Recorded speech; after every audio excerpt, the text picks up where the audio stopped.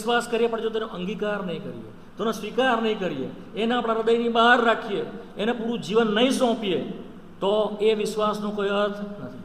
પૂર્ણ મનથી વિશ્વાસ એટલે હવેથી પ્રભુ મારું જીવન જે છે બાકીનું મારાથી નહીં પણ તારાથી, મારા દ્વારા નહીં પણ તારા દ્વારા, મારા માટે નહીં પણ તારા માટે. That is the meaning of completely dependent life upon him. પૂરી રીતે એને સોંપાયેલું, સમર્પિત થયેલું, સ્વીકારાયેલું, એનામાં ઓતપ્રોત થયેલું. That is the life of વિશ્વાસ. વિશ્વાસનું જીવન એ છે. સમજ પડી? તમારા ઘરે હું આવું, બહારથી નોક કરું, તમને કહું કે મને ઘરની અંદર આવવા દો, ભાઈ મારું નામ રોકીભાઈ છે, તમે તો મને ઓળખો છો, તમે મને કહું નહીં બહાર જ ઉભા રહો. અમે તમારો વિશ્વાસ તો કરીએ છીએ પણ ઘરની અંદર નહીં આવવા દઈએ, બહાર ઉભા રહો, તમારા માટે પાણી પણ લાવીશું,